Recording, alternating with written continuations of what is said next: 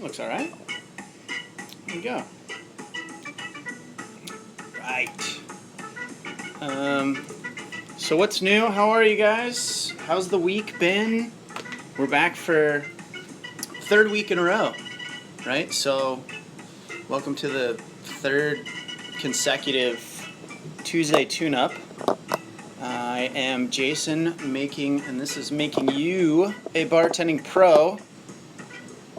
So as I mess with the camera, let's see. What's been going on? Nothing new in my life really. I started back school, so shit's getting hectic again. And we're starting to come out of our summer busy season. So it's slowing down a little bit this week. After this weekend, should kind of be back to normal. And then we'll start to kind of get into the wintertime routine, which is a little bit slower at my establishment, but that's fine with me, honestly, as I'm just busy. I got so much stuff going on between this and school and other fun projects that I'm working on. But stoked you guys all made it. Have any of you guys been going out looking for gigs? Has anybody found any jobs recently or had any good, bad, or sideways experiences about anything? Or we don't even have to talk about bartending. I mean, we can talk about whatever you guys want. I'm here for you, so you let me know. Hey, we'll just go for it. All right. Fire X Bomber. Phew, made it to the stream. So Gary wants to know, Mr. Gary Lee, do you have any tips on how to remember drink specs? Like a lot of drink specs at once. Like what's the drink ingredients, you mean? Is that what you're talking about, Gary? Or like specifications of how much you put in each drink? Because it's kind of the same remembering or memorization. If you know the drink, then you should know, how to make it, right? And then practice it a few times, and then you should have it down. Most common drinks always comes up. All right. Well, let's see here. Let's. I don't have an official list, but let's see if we can just kind of come up with one, since everybody always wants to know this one. Oh shit! Did I close it? Damn it! Nope. There we are. Yeah. Kind of reframe that question, or rephrase that question, Mr. Gary Lee, and I'll try to answer that. But Phil Solera, most common drinks. All right. Let me pull up a little sheet here so I can make a list. So I make sure I hit them all. So we got the martini, right? You got to have the classic martini. Along those lines, you should know how to do like Manhattans. You should know how to do the variants like, what's it called? Collins drinks. So like Tom Collins, all the Collins variations. You should know how to do Long Islands. You should know how to do margaritas. I'm making this list here, typing on my computer that I have right here. What else should we need? You should have some classics like Negroni. I don't know. I don't want to say that because, again, it's hard. It just depends on where you work. I mean, you could say classic drinks.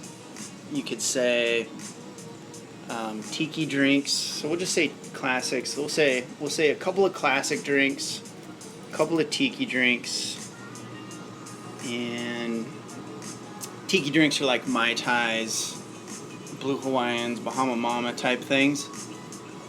But again, those are cool and they're fun to look at, but they're not that popular unless you work at like a beach bar or you have them on your drink menu at your establishment. And I just realized I'm wearing a white shirt, and one of the main rules when you're making videos and stuff is don't wear white or black. So, sorry if this is totally washing out in sections, but hey, we're already on here now. Pina coladas, yep, Gary said that's a good one. Let's see, what else should we throw on there? Let me try it. I'm trying to think.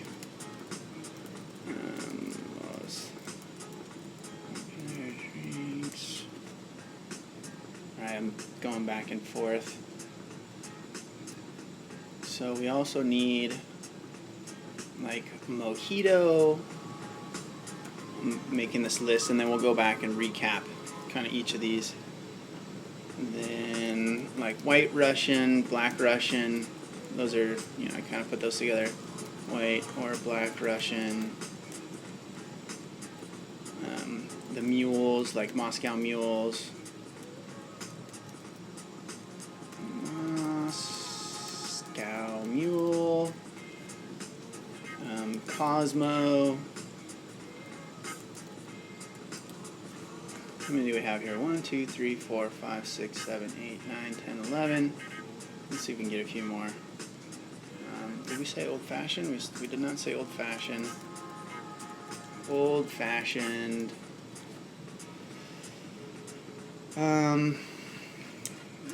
What are some other staples? Bloody Mary. Bloody Mary's always fantastic. Here, let me go on one website, Esquire. Let's see what their top 10 most drinks at a bar, according to them. Classic Martini, Margarita, Manhattan, Moscow Mule, Scotch neat. So that I don't consider like pouring a shot or making a drink neat, which I'm going to do a video about that. Actually, that's on my to-shoot list. But neat just means that you pour something in a cool little glass, like it's snifter or something, with no ice, no garnish, nothing. Room temperature, just pour it in a glass. And you could maybe call that a shot, but usually shots are prepared to just be slammed, whereas like a neat drink, you're sipping quality scotch or quality bourbon or whatever their quality, whatever they want, and they're just kind of sipping on it. And then like 2-part self-explanatory drinks I'm not putting on this list, like gin and tonic, rum and coke, because those are just so straightforward that you don't need to like remember those. I mean, maybe, I don't know. I think those are so self-explanatory, you don't need to worry about them. Old-fashioned they have on here, and then it says like basic knowledge about beer and wine. Okay. Yeah, so I mean, fuck, we pretty much nailed it. And so let's put a little beer and wine knowledge, which that's coming. Those are coming. The basics of what is beer, what is wine. The beer ones, I have a couple of friends that have, I get a couple of buddies now that run, no, Esquire, I don't want any of your shit, go away.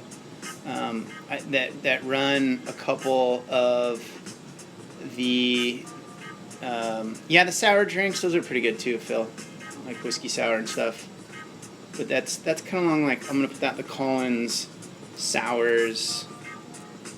I don't want to say Ricky's are kind of in that same line, you know, but still, we'll just put them in that same category. But I have some buddies a couple friends that run rad breweries, and I've been trying to get them tied down. They're same industry, same area. They're just insanely busy in the summertime, so it's really hard to do. But now that I have my like cool camera, I want to go up there and shoot, like go in behind the scenes, go into their brewery, like stick my head in the big containers where they're making the beer and stuff, and just do like a really cool all about beer video. And then for wine, my wife loves wine. She's quite a wine expert, and like we are members to a couple of she's a member to a couple like wineries up in Central California because she went to school up at Cal Poly. Anyway, trying to get her to do it, and she's just been dodging me. So one of these days I'll get her and I'll in here to do a wine FYI for you guys. So, this is way easier having these questions. Now I can scroll back and make sure I hit all these. All right, so to sum up Mr. Phil Solera's, is that all right if I call you Phil? Most common drink list. All right, so we got, what do we got on here? Let's see, let's count. 1, 2, 3, 4, 5, 6, 7, 8, 9, 10, 11, 12, 13. You know, and we could probably take a couple of these out of here, but I'm going to give you this list, 14 if you count the beer and wine knowledge. And so write this down, or just go back and watch this after. Martinis, and that, like classic martinis, you can, if you wanted to expand that, you could throw like flavored martinis in there. Which, by the way, I have videos, I think, for every one of these except, well, I have videos that cover most of these. I don't have, my tiki drinks are all the old, it's on the Dive Bar drink recipe playlist, and same with some of the classics. So I'm gonna read those are on the redo list because I want to like make those do them a little more kind of modern. So anyway, martinis, Manhattans, the Collins, Sours, and Ricky family, Long Island's, the variation like Long Island iced tea, Long Beach iced tea, but they're basically just Long Island iced tea, and there's one thing that changes to get the other iced teas. So the Long Islands, margaritas, classic drinks, which you could maybe consider like old fashions and Negronis in that one, but we'll just say a couple of cool classics. And just when you're thinking of, okay, well, what classics, just think of ones that you've heard of. Just do a simple Google search for top 10 classic cocktails, or just go look at the ones that I have, and those are some of the most common ones. Tiki drinks, so those are like rum drinks, Mai Tais, you could even, throw pina colada in there, and blue Hawaiians and whatnot. Mojito, black and white Russian, which they're essentially the same drink. The only difference between a white Russian and a black Russian is the white Russian has cream in it. Moscow Mule, and there's a bunch of different variations of the Mule. The only difference being the alcohol. Like Moscow Mule is vodka. You can do like, we have one that's called the Mexican Burro that we make. It's basically the same thing, but it's made with tequila. You can have like Kentucky Mules, which are made with like bourbon. And by the way, I realize I'm missing some bottles here. What the fuck? What's going on with that? I got some sticky fingers coming down my bar. Just noticed that in the camera that I'm missing some bottles back here. Where was I? Okay, so mules. So you can have like, the basic mule, which a mule is essentially, some limes. You have the liquor that you want to use, like vodka or whiskey or bourbon or tequila or whatever. And then ginger beer, little dash of bitters. And, there's variations where sometimes they can put mint in there. Cosmopolitan, so the Cosmo. Old Fashioned, Bloody Mary, and then some basic beer and wine knowledge.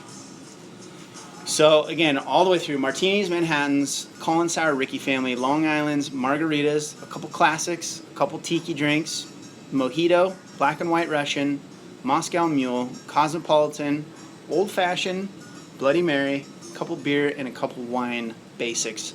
And if you have that, you're going to be pretty damn well covered for the most common drinks out there. So, finally, it only took 3 weeks for you guys to get me to put that list together, because I've been really wanting to not do that, because again, it'll still just depend on where you work. Alright, so let's see, what else do we got here? I need to memorize a lot of drink specs, like the ingredients, how many centiliters to pour, and the garnishes. So Gary, there's no magic trick to memorizing stuff. It's just kind of practice and repetition. It's start with this basic list, right, that I just rattled off. And then if you're already working somewhere, then focus around the drinks that are on your drink list and add these to it if they're not on there, or add these to it if you want to have a list to kind of work on. And then just make them a few times. I mean, there's kind of no rhyme or reason with the names for these things, so you just gotta kind of, I never really practiced or not practiced. I never really like studied or I never really like studied drink knowledge. I mean, it just comes. The best way to memorize drinks and stuff is through repetition and just doing it over and over and over and over.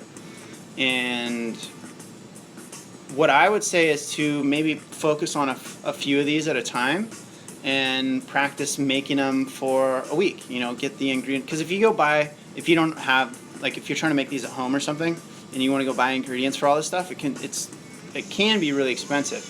But you can maybe group a couple of them together by ingredients and then buy just a few and then make them for a week and make them for friends or whatever and practice them and then taste them too, because you want to start to get what it should taste right. Because sometimes when you look at like recipes in like books or online or something, they're poured in terms of how sometimes it's like what the legal allotment is, sometimes it's what owners or managers want to have in a drink. But you know, depending on the glass that you're making it in, like if you don't have the exact glassware or if it's not completely full of ice or whatever, then sometimes the ratios change a little bit. So and that's where the kind of just repetition and practicing it and tasting it and getting used to how to make it taste good. And then that's kind of where your skills will come in as a bartender. So let's see here. Let's go back up. I think, do we have any? Okay, so I hope that answers your question, Gary. I mean, really, there's no magic way to remember all that stuff. You just got to kind of do it. I mean, depending on your learning style, I'm a real visual person and also kinesthetic. So just seeing all the ingredients out in my head, like laid out on the bar or on your counter at home or whatever, and then going through the motions of doing it is what helps me remember. Maybe you're more auditory, and so like say it out loud when you're making it or something. Or maybe it helps to write it down. I mean, pretty much anybody that if you write something down a couple of times, it's gonna stick. So just play with the different styles of learning. Like if you're trying something and it's not sticking, then look up different ways that you can try to learn something. Because there's a few main learning styles, and just kind of see what might help you stick a little better for you. And then just gotta kind of keep at it, my man. And then don't get overwhelmed with trying to learn every fucking drink in the book. Start with this simple list that I just kind of rattled off earlier, and work from there. Okay. Let's see here. So Fire X Bomber, he's been trying to get here for a few weeks and he kept missing. Stoked he made it. How do you deal with that customer that keeps getting one drink at a time, tipping zero? What we do, and this is not good customer service, but that's not good customer action either, is that basically we'll start to ignore them. I mean, we'll straight up, so like at my bar we have Taco Tuesday, which goes fucking Richter during the summertime or any of the holidays when any of the kids are in town from college. And they love our Taco Tuesday because our specials are just stupid cheap. I mean, you get like $2 draft beers and like, you know, you can basically come in, catch a buzz, get a full meal for like $10, you know, or less than $20 with the tip. And for around here, that's pretty ridiculous. And so the college kids will all come into town and they'll come in and especially late in the night, because kind of it'll turn into like more of a party where they're not really there to eat, they're just there hanging out and boozing it up. And they'll start to, you know, they'll go, let me get one Bud Light, and then they'll fucking close it out for a $2 Bud Light on their credit card. That's usually not even theirs, by the way, but I'm not even going to go into that. Anyway, they'll get like one drink, close it out. And so we finally, if this is like a one-off situation where one person just kind of being stingy or lame, and then basically if somebody do it to me once, I'll let it slide. If you do it to me again, then I'm going to let you sit there with an empty drink for a long time before I come back and give you another round of service. And I'm going to make you act probably before I come see you. Now, that's just bad you should never do that, right? But that's just kind of the reality and sort of that's the subtlety of the real world expression of how this stuff works. Now, when there's a bunch of them in there that are all doing this, what we ended up doing is that we had a policy in the moment. So we basically just print up little sheets that say $10 minimum on their credit card. And so what that does is either it makes them buy more than one fucking Bud Light at a time. So if they want to buy, 3 beers and 2 shots and a glass of wine, and then they want to close it out, fine. But we're not going to open and close it every damn time you want a $2 Bud Light. So we basically just had a policy that said $10 minimum on cards. And this alleviated, half of the close it out one-timers. It fixed that problem right away. And then the rest of them, it basically made them buy more shit. So it was a boost to sales at the same time. So that was one way that we solved that same kind of a problem in our own bar.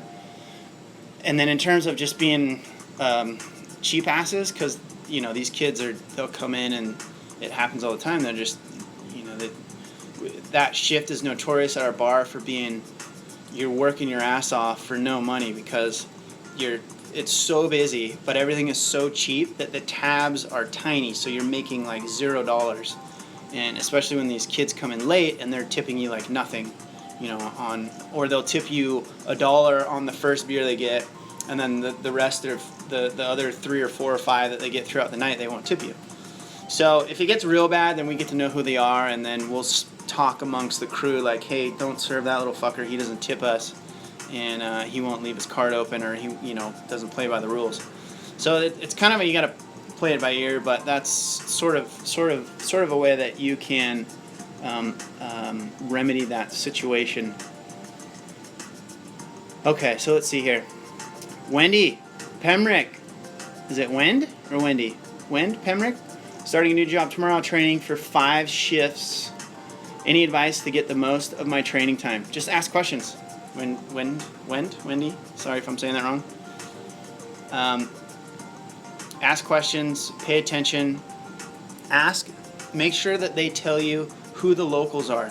You want to get to know who like the good locals are in your establishment, so that, I realize the camera's over here, sorry I've been looking at the wrong side the whole time. I want to look you guys in the eye. There we go, you do it like that.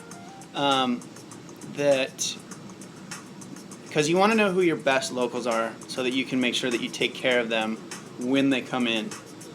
I wonder if I can, let me see something. Will this? No, orientation is locked. Never mind. Ask a lot of questions. Ask to know who the locals are. I mean, that's pretty much it. I mean, they should have a pretty well figured out training plan and routine, and you'll have a lot of questions as you go. Maybe report back next week on this thing and let us know how it goes, and if you had any stuff, because I'm sure it'll be not 5 shifts back to back. I'm sure that's going to be spread over the next 2 weeks, I would assume. But the biggest thing that I always try to do is show my people who are because and this, it depends on your bar. Maybe you don't have a lot of locals. Like our place is so driven by the local business that it is dire, it's not dire, but it makes your assimilation into our bar much easier if you know who the locals are that have been coming there for 20 plus years and that know the owner and know everybody that works there, and they know that you're the new person. But if you can immediately go up to them and befriend them and get to know them, and then all of a sudden you're part of the family, because it's really your locals that kind of set the vibe of who is the local family, All right.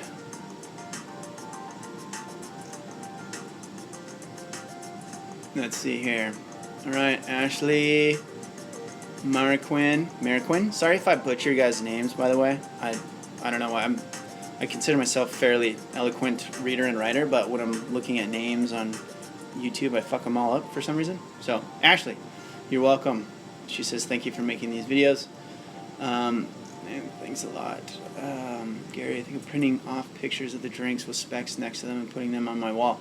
Yeah, so I said this on, I think on the first live cast, Gary, about how, like, we just have our drink recipe, or our like our drink menu right on the wall next to the bar. So next to our service well, which is generally where our new bartenders work and where you're just, tickets are spitting out, and if you're forgetting stuff, then it's right there on the wall. But you can make your own.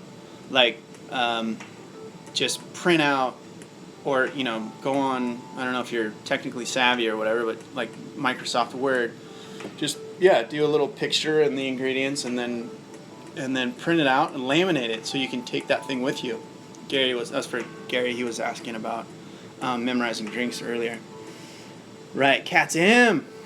Thanks, stoked that I'm helping you guys out. Dark light, making some drinks to the bar back. So dark light, 1482 bar back in. That away.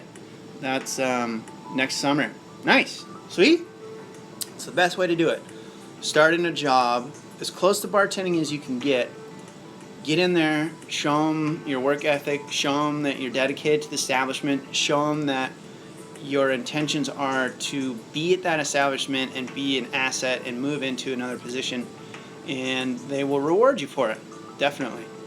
And if they don't, then they're idiots and you probably don't want to work there anyway. Brett LeBlanc, what's up, brother? Wendy with an E. Okay, cool. Got it. Wendy. Firebomber, no problem, buddy. Worked at a place that's super happy hour like you're talking Tuesday. Ended up quitting, too much work, not enough money. Yeah. So, exactly, like, luckily, and there's a weird thing happened this summer where the kids kind of started going somewhere else. Just because, I'm sure you guys have all seen where places will kind of come and go in favor with the younger crowds. And basically there's a high school that's close by us that those kids, when they get older to drinking age, our establishment is like their go-to meet-up drink place when they're in town from college or holidays. And but this summer it wasn't as crazy, which is good because we prefer just the regular adult customers. I mean, they're adults, but they're still, 21-year-olds are a pain in the ass. There's another area in San Diego called Pacific Beach that is just basically all, freshies, just, if you're 25, you're old around there. And those bars do so much volume, but they're a terrible place to work. Like, I know a few guys that have worked down there, and it's like this extreme love-hate. They love it because they're making so much money, but they hate it because it's just these little snot-nosed kids that don't know how to tip. Because there's, San Diego's a rad place to live, but there's a lot of money here, and money's cool, but at the same time, it makes a lot of people assholes. So anyway, sorry, I don't want to go on a diatribe about that. All right, so I feel your pain, Firebomber. You gotta find that, and if you're working somewhere and it's not working, don't be afraid to get the hell out of there and go find something that does work. Just because you got one place doesn't mean you have to stay there forever. All right, Misfortune. Question. Best way to cut someone off who is a local and I'm the new bartender. Sounds simple, but becoming a problem. Now, actually, I find it's easier to cut people off when you're the new bartender because they don't know you. You don't know them. If you've already established that they're like long-term locals and they know that, or you know that, they know that you know that they're locals and they kind of get away with whatever they want, then, I mean, technically, fuck it. It doesn't matter. Your job is to not overserve people. It doesn't matter how much of a loyal local that person is. If they get too drunk and they drive home and smash and kill somebody and you're the last one that served them, that could be on you. So it's not worth it. I don't care. Like, I've been doing this so long that I've become so apathetic to like the greedy working you over alcoholism tactics. And really all that is just that guy's just like, people like that are just major problem drinkers, and they're, have other issues in their life, and basically it'll come out in some weird way towards you because you're trying to tell them they can't drink anymore. And we overserve people a lot in my bar, and we still just, sometimes you got to tell people like, hey man, and the easiest thing is to try to preface it before you do it. If I know I'm going to cut somebody off and they're kind of just drinking aggressively, local or not, I don't care who the fuck they are, if I see it coming down the line like I'm going to have to cut this guy or this girl off, the one that I give them before I cut them off, I just say, hey, this is the last one I can give you for a while. You got to kind of slow your roll a bit. And usually they're cool. 99 out of 100 times, maybe not that much, but they, 19 out of 20 times, most people are like, yeah, they're conscious about it. But if you like serve somebody and you don't say anything, and then the next time they try to order a drink and you go like, sorry, I can't give you anymore, it's a lot more difficult. So if you can see the cutoff coming, give them a warning, the drink before you cut them off. Does that make sense? And then, if that's not working, or if you're still uncomfortable with it, then go to your managers, go to your owners, go as high as you can and say, hey, look, this guy is absolutely bombed. I'm just trying to look out for our best interest in our liquor license, because that's really what you're doing. You don't want it to come back on you because that person got super wasted, but it can also come back to the establishment, and they can have strikes on their liquor license. But we're going to have a lawyer to talk about that. But anyway, go to the owners, go to the managers, say like, hey, we got to cut. And then if the manager says, don't worry about it, keep serving them, then it's not on you anymore. Then it's on them, right? Or if the owner says, then hey, whatever, that's drunk Dane, then he just give him whatever he wants, then fine. Then keep fucking serving them. But it's on them. It's no longer on us. So that's what I would do, and that's what I say. Wendy, let's see, hotel bar. So travelers mostly. Sorry, Wendy, I forgot what your question was. About starting. So, all right, you won't have a whole lot of major locals. So I don't know. You'll you'll have questions that'll come to you as you're getting trained. Don't be afraid to ask them. Don't be afraid. I would say for you, just don't be afraid to look like you don't know anything, because if this is your first bar job, you don't know anything. And you know some stuff, but you don't know what you don't know yet. So don't be afraid to not know what you don't know yet. And don't be afraid to ask questions. I'm trying to, let's see here. All right. La-di-da-di-da-di-da. Did you guys do anything fun for the holiday? I was working. It was so busy. Oh my God, it's been so hot and nice out in Southern California, which might sound cliche. Isn't it always nice? No, it's not.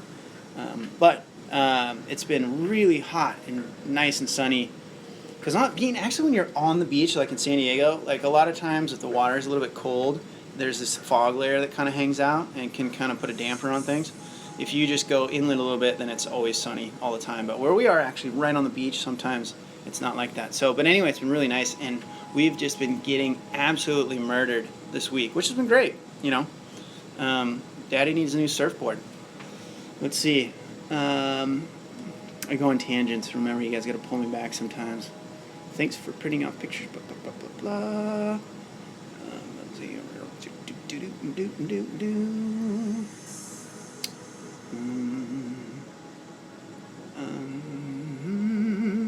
Phil, thanks for the info. God bless. Hey, you're welcome, Phil. Mr. Soler, thank you, sir. So fortunate. It's a very difficult, obnoxious local, and I'm the nude chick situation does not tip. Well, fuck that guy then. Just don't worry about it. Ignore him. That's one person. Unless he has influence on the bar, then I would just be indifferent. Right? Don't be an asshole to him, but don't go out of your way to, say be buddy with him. Just serve him, and And when he gets to that point where you need to cut him off, then go ask the manager. And if the manager says keep serving them, then fine, just keep fucking serving them.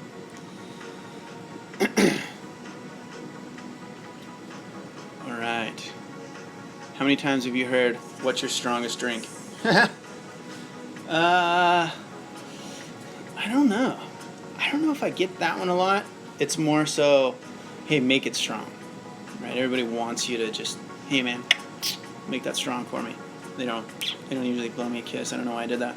But we overpour our drinks as it is. If someone complains, like here, let me tell you this. We get more complaints about our drinks being too strong than, like, by 2 or 3 times than the complaints we get about drinks not being strong enough. So that gives you an indication of how we pour our drinks. They just rocket fuel, it's kerosene.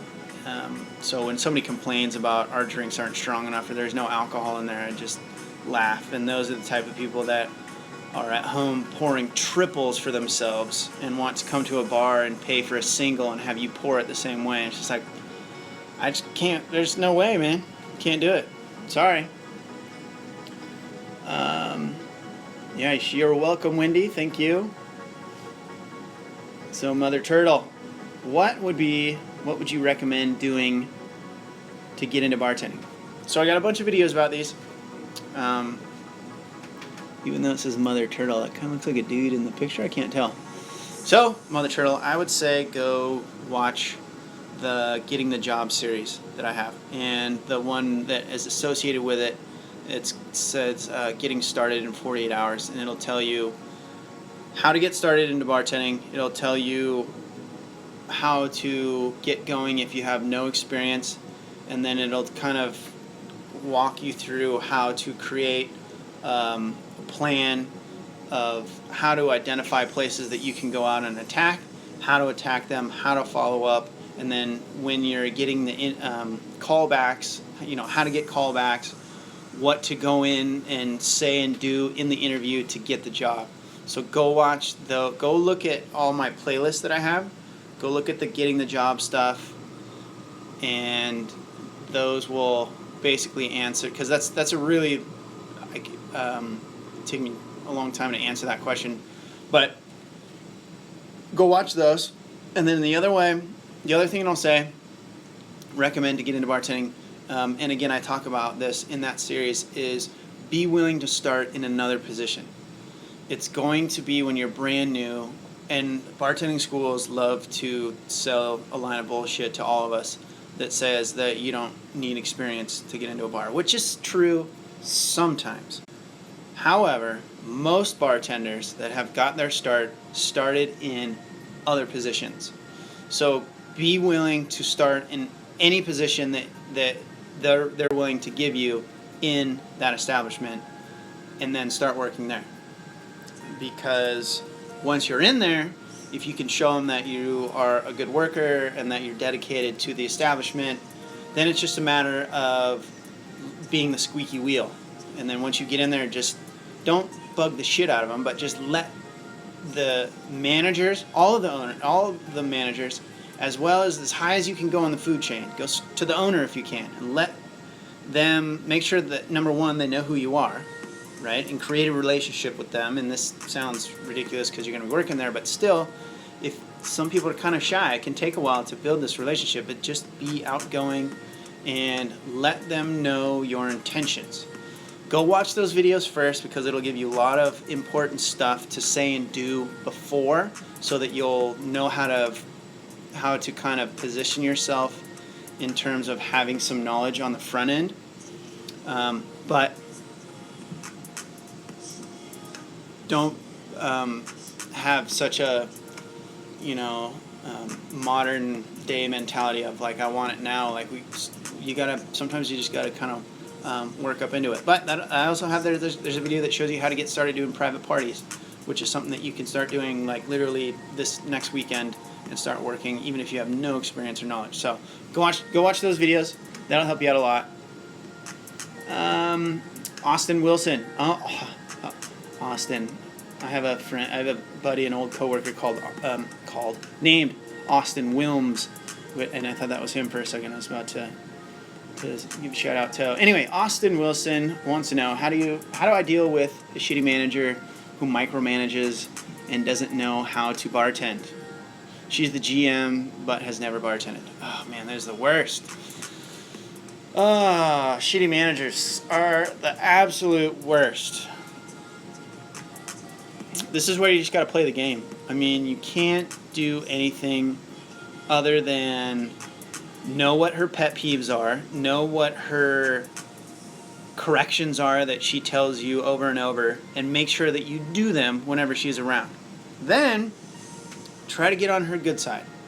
Try to pretend like she's not this bitch that you hate and that you are actually attracted to her. Not like you really, but just kind of have that positive attitude towards her, and it will start to change your relationship. The best way to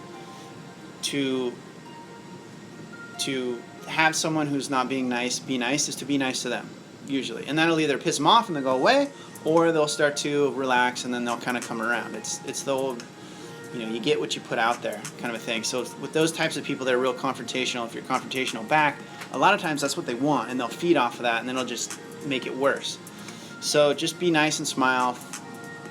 Deal with their, whatever their bullshit is that they want you to do, just fucking do it. And when she's not looking, if something's completely wrong, then that's kind of hard because it's the GM. I would try to find a delicate way to show her, maybe not in the moment, maybe like after the shift, like after everything's, you're closing up, like show her on the phone, like, hey, I understand what you're saying, but, this, I've always done because of this, and show her some sort of a reference or a resource that shows that maybe she's not completely correct. But yeah, it's just kind of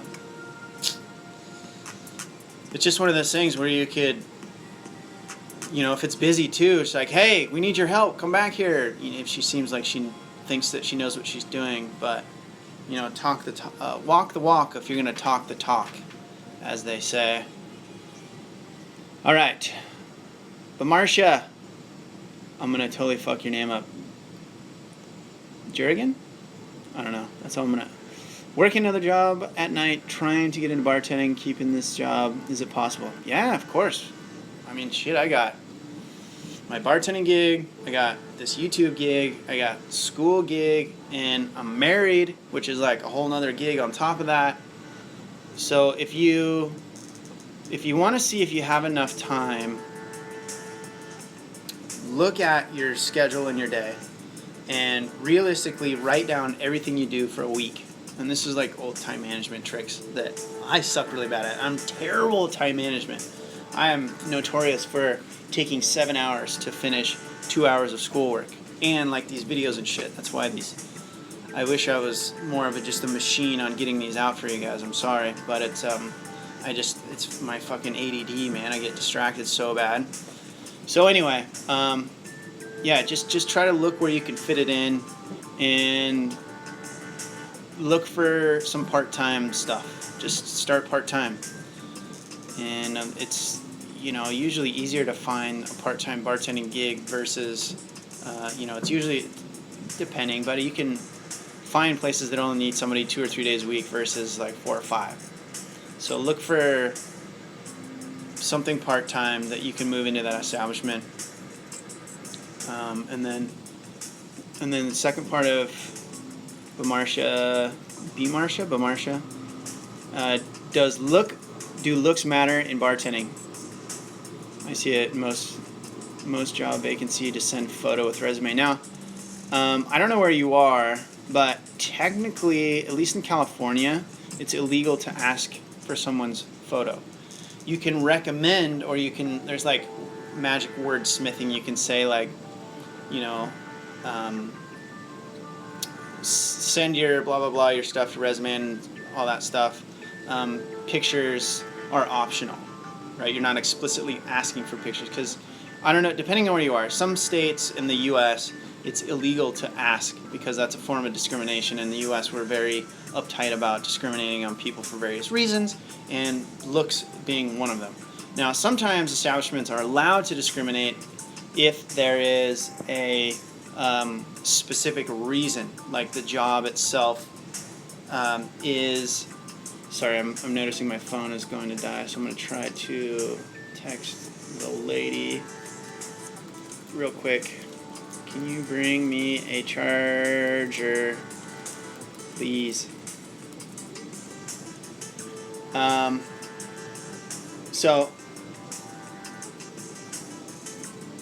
my phone.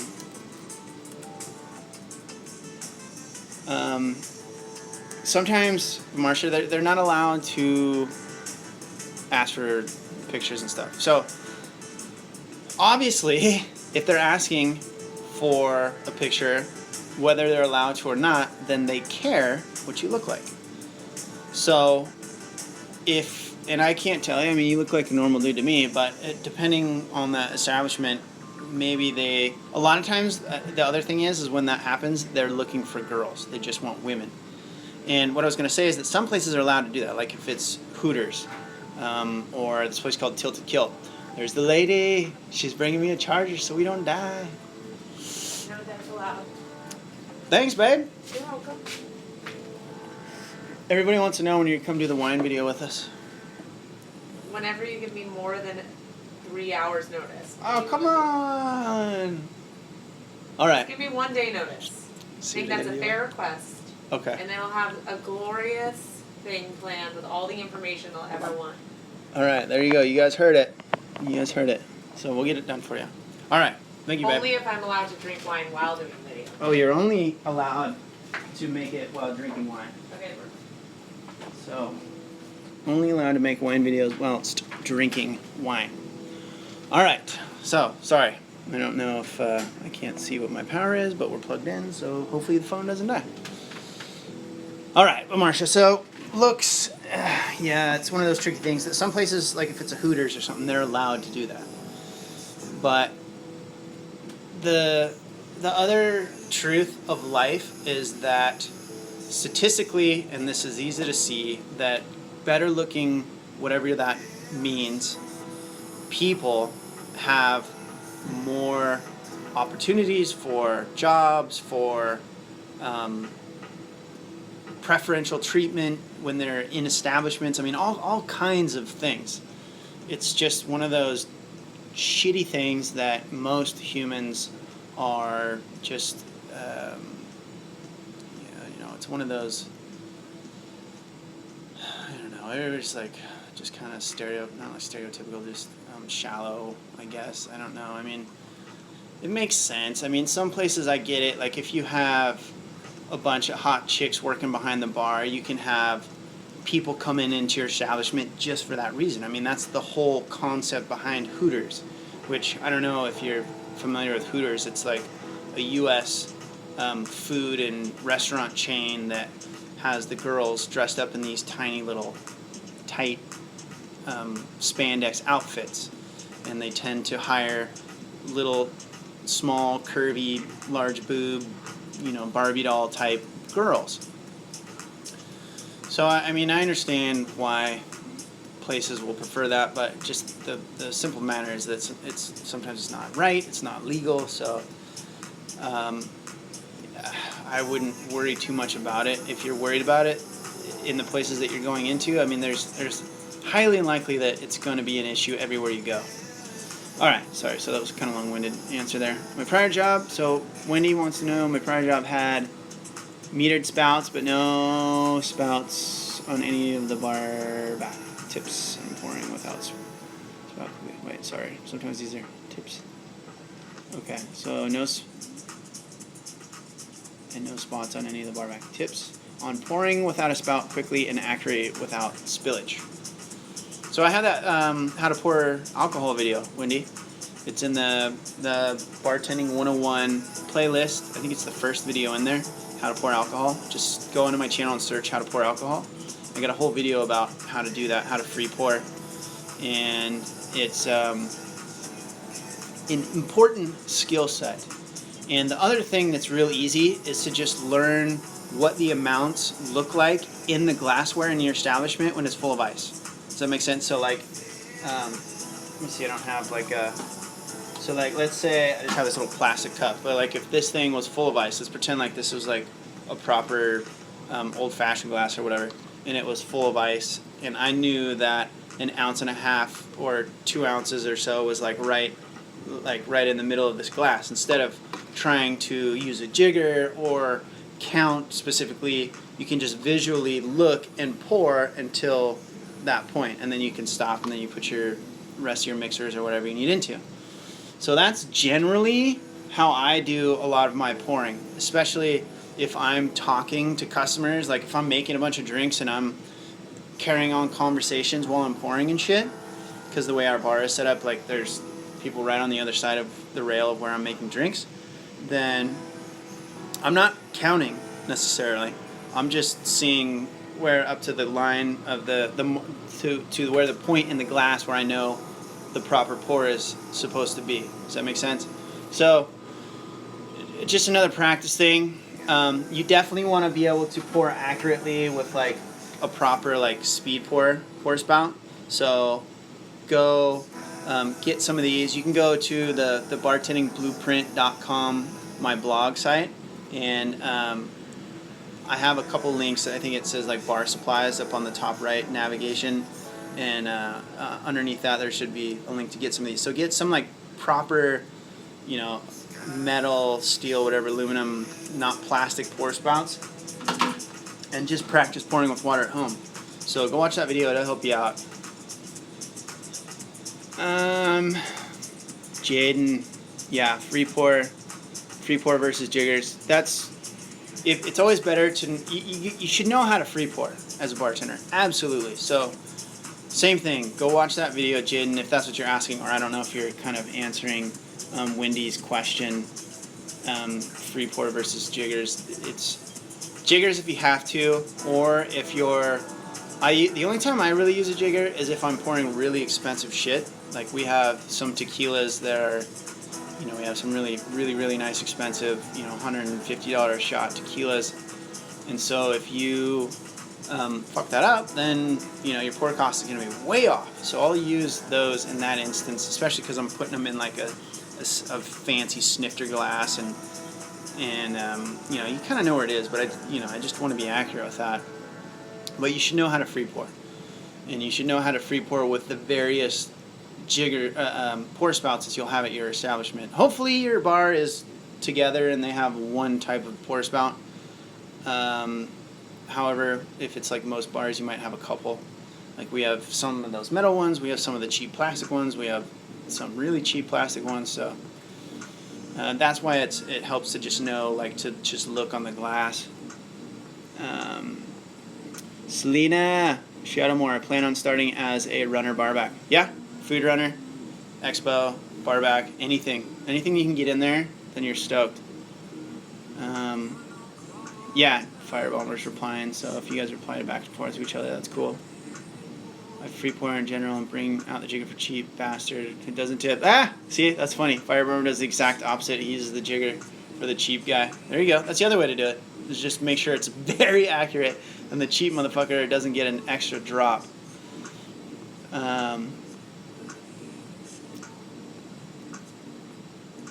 I didn't think that you would have such a playlist, Mother Turtle. Yeah, I got a bunch of playlists. So you guys make sure you go on, look at all my playlists. There's all kinds of good stuff in there. Okay, so you guys are answering each other. Selena wants to know, what's the biggest thing you wish you knew about bartending that you didn't know before you started? Oh, man.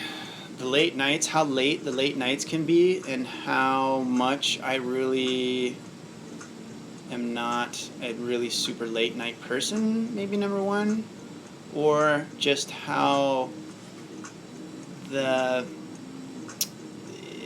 other things are things that are kind of tough. Like, I would try to sit down and have a conversation with myself about handling drunk people, because, again, as I was saying earlier, the way that we pour our drinks, we are a favorite for a lot of the local varsity drinkers, I will say. So dealing with drunk people and just also not being afraid to not know shit. Right, the whole like, what do I if I don't know a drink kind of a thing you kind of freak out about, but knowing that it's completely doesn't matter and it's not a big deal if you don't know and you have to ask somebody or go around the corner and Google it, like it fucking doesn't matter. People don't care. So that would probably be. Also, I would tell myself the type of establishments that I like to work in, which are not nightclubs because they're so damn late, and they're not fine dining just because that's not my kind of personality. I can't really be myself in that environment. So that would probably be the other thing. So think about it beyond, I would say, think about it beyond just making money. Think about it why you're getting into it beyond money. Think about what you want to get out of it, and then that'll kind of help direct you. Or maybe this is just about money, which at first that's fine, but I'm telling you that at some point it'll kind of turn a corner and be about something else. So try to find what that kind of other thing is, and then that'll kind of help direct you to the types of places that you want to be at. Okay. Yeah, and definitely like bar back is great because you're as close to the bar without being a bartender as you can get. Oh, Celine's only 18. Well, you can move to Texas. I know you can be a bartender at 18 in Texas. There's probably some openings in Houston. Oh, too soon? Hey, now I got friends that live out there, so I love them, and they're doing all right. They're it was ugly, but they're coming around. My buddy actually, So my wife's sister, her boyfriend, they just got new jobs and they're moving to Houston. And he literally was driving to Houston as the storm was like coming on shore and just shit was hitting the fan. And he's like got his place set up and he tried to go into his new apartment that he had, which was out of the flood zone, but he needed to like go get, he had nothing at his house, like absolutely nothing. No chairs, no TV, just like empty carpet, and that was it. And so he was like bringing all this shit in, and he wanted to like have something to eat, something to drink. All the restaurants were closed. He ended up going to, I think it was like Kroger's or some sort of a very bad connection. All right, so sorry if I'm cutting out here on you guys right now. It's telling me that.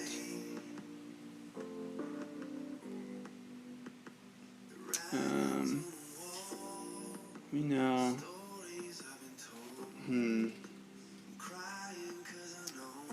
Let's see what's going on here.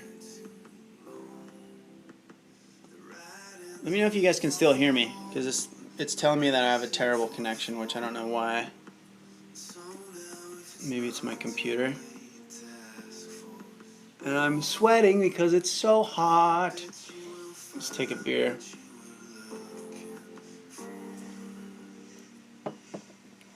I'm going to type this.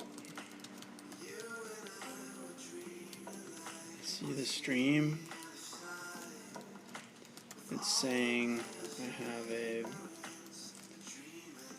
bad connection.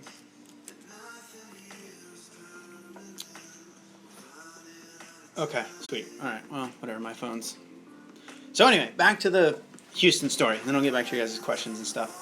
Holy shit, it's already 8 o'clock. God damn. Alright, we'll go a little bit longer. Make sure I get all you guys' questions answered. So stick around. If you have a question on there, I'll make sure I get to it. So in Houston, so I'll make this short. Basically, we went to a Kroger. The whole place, he sent me a picture of him standing in the aisle, and everything was, there was nothing there. He said he was going in and trying to find mac and cheese and wine, which I'd figure those would be some of the first things to be gone. Mac and cheese was gone, but there was a ton of wine. So if you're ever in like a disaster zone and you're just like, fuck it, I just want to get hammered and wait it out, go to a grocery store, go to the wine, because there'll be a shitload of wine. And if you don't like wine, get a little bit of information. You should know a little bit about wine, so you should, especially if you're going to be a bartender, figure out which ones you kind of like a little bit. Okay, sorry. So, oh shit, I said that. Now I realize there's like a whole fuckload of questions down here. I'll try to get through them. Let's see here. Alright, Wendy. Yeah, pour accurately with a spout. I don't have spouts in the barback on barback bottles. Oh, so I get you're saying, Wendy, you don't have pour spouts. Go buy your own, Wendy. I would just go to the store and buy your own and bring them with you, which might seem weird, but it'll help be accurate, and maybe that's not possible, and in which case you just have to use a jigger, or you can do the same thing. I mean, you can free pour a bottle into a glass with ice. You just have to be careful that you don't just like, dump a glass full of half the bottle into the glass. It's legal. Yeah. So there's a few states. If you're, I don't know how chomping at the bit you are to get into bartending, but I know there's a couple of states. Dark Light 1482 says New Jersey. You can also pour when you're 18. Joe, what's up, Joe Martra? Oh man, loyal viewer there. I'm going to throw in a question throughout your. How much would you say you've made the most in one night in tips? I think my record is around $600, like $625 maybe. And then I've had. It's more just like consistent. I've had a bunch of like $400 and $500 nights, and our good nights average through the summer around $300, right? And then in the wintertime, our nights average around $200, and that can range. You can have a random $400 or $500 night. But yeah, I think my record is like $650. I think that's right. I don't know if there's, because I've worked parties where I've made a lot of money, and then there's like you get tipped after the party. So I think if I included the party tips, I've had $700 or $800 nights. But those for me are pretty rare. I know that in my establishment, the record still stands. For one bartender's take home, and this wasn't, this was the whole team made a shitload, but the way that it overlapped, anyway, he ended up taking home, I think it was like $800, which is huge, and just ridiculous numbers, but that kind of skews the reality of what it really kind of is. I'd say that most of the time, at a decent place, you want to try to find a place where you're making at least $100 a shift or per night, and then the good shifts you can make 2 or 3, right? And if you can do that, then you're at a pretty decent, average to decent bar. Okay. So Jennifer Quintero, if you don't have professional experience, but I've been studying recipes, practicing, basically learning anything I can about bartending, how can I show an employer that I can do the job? You just got to get in there and show them. Grab them by the ear, drag them over the bar, and make them watch. Talk to the managers and the owners, let them know your intention, and then just build a relationship with them. And if you're not working at a place yet, then you need to get that figured out first, in which case just take any job you can to get in there and then move up into it. And once you're in there, then it's just a matter of time if you do the right things before you'll be able to get promoted. What do you find the most helpful in terms of getting larger tips, Selena? Knowing your locals, right? Treating your locals good.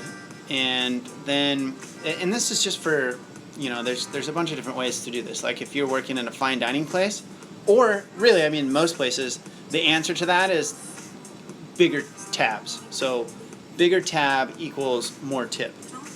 And if you're talking about just like drinks over the bar, like dollar exchange, then your locals, knowing your locals, where you can and when it's appropriate without abusing buying people drinks, right? So using your house tab. Again, I have a video a couple years ago, but still very, very relevant about how to buy drinks for people. Like I think call it starting house tabs. So go watch that one. That's a great way. Okay, so I realize I'm a little bit behind here. Thanks for great tips. Also, you recommend tips training or other alcohol training, carding, managing. So yeah, Wendy, the best one are like the tips. I'm actually waiting for the next tips training to come around to San Diego, and I'm going to try to go to that and then be able to offer it on the Bartending Blueprint website, so you guys will be able to go actually get tips trained through my site. And tips is just one of the there's a couple of them out there, and the best one is through your state's liquor control, so alcohol beverage control board, whatever that is in your state. Look it up, and they usually will do trainings. Those are the best ones. Those are going to be the most respected ones by the owners and managers of establishments generally. Tips is a general one that is okay and works fine.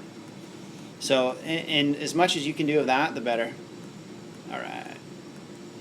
Because the barback and Dallas confused there many times. I don't know if the tenders want me to make. If you're a barback and you want to know if you should make drinks, ask them. And if they say yes, then jump in there. And if you keep kicking ass, then they'll start tipping you out really well and eventually make you a bartender. Local bars and infused told me, your face is plain but okay, but here too or wait for what we want in our servers. Oh, that's shitty. See, if somebody tells you that, then fuck them, Selena, and you don't want to work there anyway. That's just lame. The bar is tiny, so it's very difficult to get out of their way when they're building drinks. Yeah, our bar is tight. So I say fuck it and make drinks. Yeah, if you, hopefully just the other thing, Kate Ice, is if you're making drinks over and over and over and they're not tipping out for it, then it eventually, hopefully you have the rapport with them. You can, have just real conversations and be like, hey, so are you guys going to tip me out for if I'm going to help make drinks for you? Because if you're not, then I'm not going to keep making drinks. So I don't know what your relationship is with your coworkers, so be careful with that. But I mean, when we have barbacks that tip them out, when we have barbacks that make drinks, we tip them out appropriately. So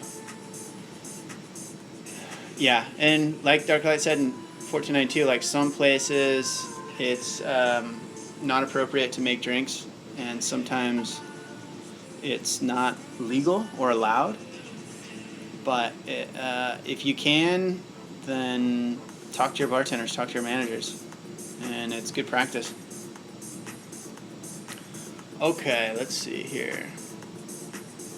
I skipped a few up here.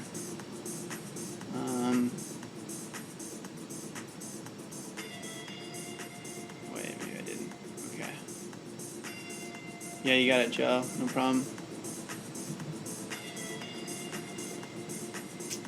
I got fired for not IDing a mystery shopper, Andrew. You're lucky. You're lucky it wasn't an undercover cop. So count that as a blessing. Count that as a learning lesson right there, my friend. Although that kind of sucks because, like, if it's a mystery shopper that's old, like if they're, mature, I don't card everybody. And then see, there's places that, like, it sounds like you work at a place that has they have a strict policy of you have to ID everybody, which, isn't that uncommon, but they're like, you have to ID everybody. I don't care if it's a grandma. Check everyone's ID. And usually those are places that have had a strike or two against their liquor license, and so they're worried about losing it. Movie theater bar, so that's a unique type of a place. Dark, like they can't tell, maybe, so they got to check everybody's ID. But that's pretty shitty. I mean, was the mystery shopper young? Because if they were young, then, like, I can kind of understand why they got mad at you. But if the person was, like, old, if they were, like, visibly at least 40 or older, then fuck them. That's not that cool. Yeah, and that's just one of those things you can't really do it. I mean, but you're lucky it wasn't undercover, because you get arrested when you serve an undercover, and that is a much shittier deal than just getting fired, trust me. Yeah, he looked in his late 20s. Well, I don't know, man. You just got to kind of wear that one on the chin and realize that if you work at a place that's the policy, then you just got to stick to it. And you just got unlucky. That sucks. Sometimes we just get unlucky, and there's not a whole lot we can do about it. All right, guys. Well, I think we're gonna wrap it up there. if there's any last questions, throw them out, and I'll try to take care of it. I'll finish this beer, right? Which I can finish this pretty quick.